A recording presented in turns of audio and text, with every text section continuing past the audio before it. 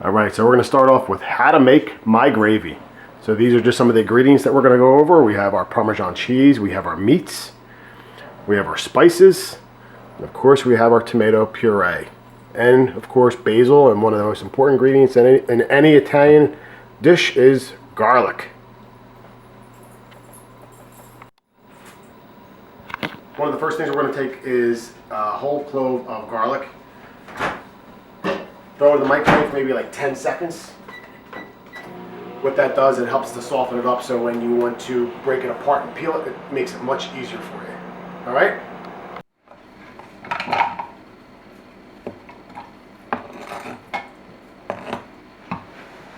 All right, so we got the garlic diced up a little bit.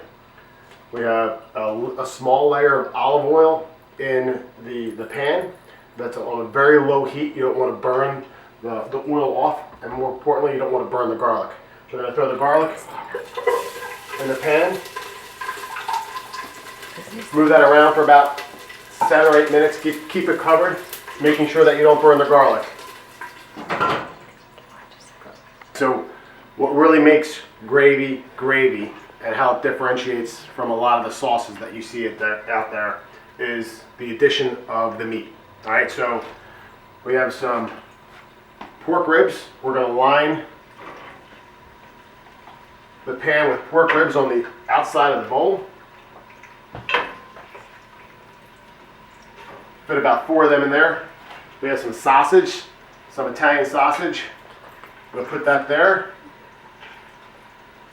All right, so these are fresh.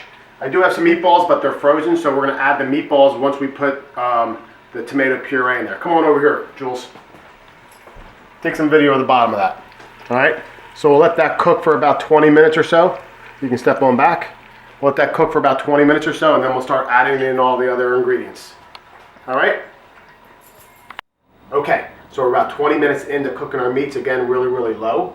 And come on over here. Smell this baby. I wish we had smell-o-vision. All right, so what we're going to do now is, get my face. All right, so what we're going to do now is we're going to add about a half a cup of water. All right, and what this is going to do, it's going to create like a little bit of a meat broth. And we'll let that cook for another about 10-15 minutes and really get the juices out of the meat, because really it's the meat and the flavors of the meat that really make the gravy the gravy. All right? All right, so we're about 20 minutes in. The meats are cooking. It smells great in here. So the next step is we're going to add the tomato puree. So the reason why we add puree versus, if you go on the shelves and you'll see a tomato sauce, the puree is a little bit thicker, so it gives that texture, a little bit more of a thickness added with the meat, makes the gravy the gravy. So we got 4 cans tomato puree. Add that baby in. Okay, there's 1. Okay, and now we're going to add some spices. We got a little bit of black pepper, just a little bit of that. All right. We have some parsley. We have some crushed red pepper. It gives a little bit of a kick. Not too much of that. You got a little bit of oregano, and you want to put some salt in there too, but you want to be careful on how much salt you put in there, because there already is salt in your tomato puree.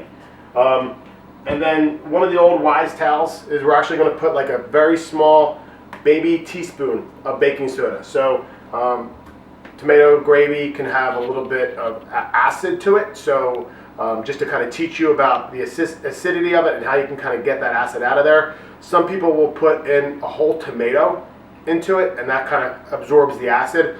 Some people will put sugar in there, which will also balance it out there, but then it also makes it a little bit sweeter, and if that's not what your palate likes, I'm not sure if I really like that extra sweetness to it already, because tomatoes already provide that. So then you can add a little bit of baking soda, and that will actually help counterbalance the acid. So I'm going to go ahead and put in all these spices in there, and then one of the last things we're going to add in there before we let it kind of just sit and simmer for a few hours, Italian Parmesan cheese. All right? All right, so now that we added all those spices, thank you everybody who did the survey question about what is that one extra little thing that you want to add to your gravy. So we'll get to those responses when we're done. But so everybody's gravy is a little bit unique, and you can always spice it up a little bit and make it a little bit your own. And so we'll kind of go over some of your responses of what you feel like you would want to add to your gravy to make it a little bit more unique to you. We're going to mix and stir for about every 30 minutes. Good job. And this process will be stirring for about the next 2.5 hours. About every half hour, making sure it's on a low heat so we don't burn it. And then about 2.5 hours, we'll come back and we'll add one of the final ingredients before it should be done. All right, so we're about 2.5 hours into the gravy cooking, and the last ingredient is fresh basil. But what you want to do is you kind of want to rip the basil, because that kind of like accentuates the flavor of it. And you throw that in there. You can never put enough basil in there, so just throw it in there, baby.